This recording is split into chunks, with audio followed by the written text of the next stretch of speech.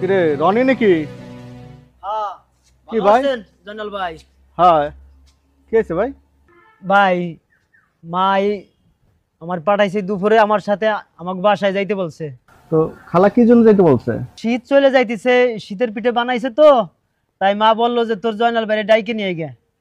তো চলো ভাই। কি এত কিছু তৈরি করছে কি আমার জন্য?